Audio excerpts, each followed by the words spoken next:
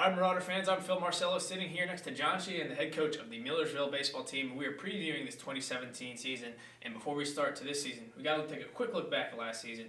Arguably the most successful season in the program's history, all the way to the College World Series. What did that do? What was that journey like, and how do you take that momentum and bring it into this year? It's one that you don't know if you're ever going to get back to that level. And if I coach 30 years, you hope you get another chance to coach a team as mature and guys that went about their business off the field just as well as they went on their business on the field. So, it's one of those things where you kind of pinch yourself and you go, did that actually happen last year? It was a storybook season. We didn't quite finish where we wanted to, but, we'll take 53 wins any year. And I'm just really proud of the way the guys, like I said, represented themselves off the field as well as on. So it has created a little bit more pressure this year, I'm sure, but we'll get to that. Now, a large part of that success is obviously the pitching staff. You lost three of your top guys, McDade, Miller, Anderson. Between you guys, Jon Shehan coming back, how do you expect to kind of fill those holes? Well, Cordell's going to anchor the staff, and he's got experience. He's pitched in some big games, even though he's a sophomore. We kind of looked at him with the veteran presence on the staff. We've got a lot of question marks after that. There's no question about that. I think we have the talent to fill those holes.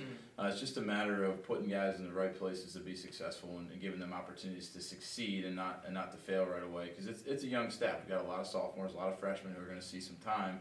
But I think they do have a lot of ability, and it's just a matter, like I said, putting them in those situations where they feel some pressure, but they're going to be able to learn, but also see some success, so we can build some confidence early.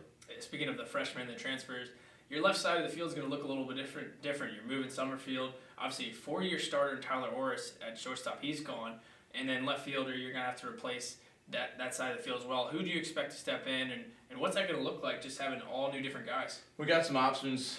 We start at third base. Jimmy Kane, who's a redshirt freshman, has swung the bat extremely well, so he's going to get the first nod at third base, and hopefully he comes out of the gate swinging as well as he has.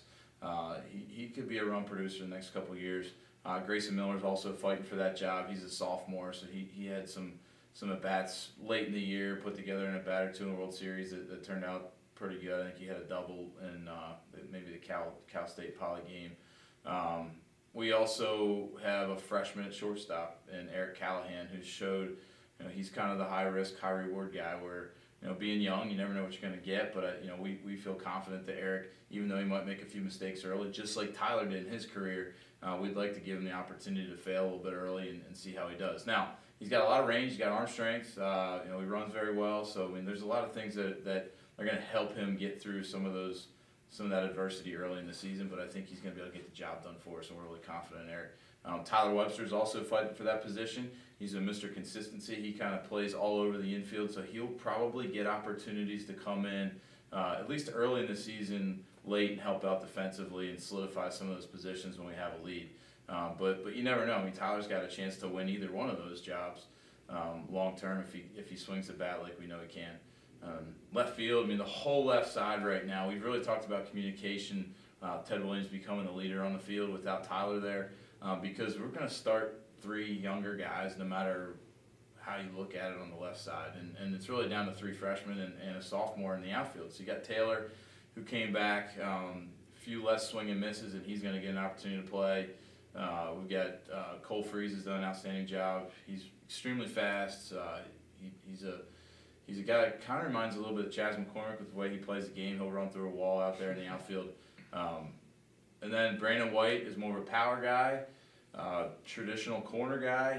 He's hit a bunch of doubles and could be a middle lineup type of guy long term for us. And then you got a lefty in Manning Brookins, who kind of came out of nowhere as technically a walk-on and has put together a really good fall and also a good early spring. So 4 guys fighting for one job right now. It's really going to come down to opportunity and who comes out of the gate well.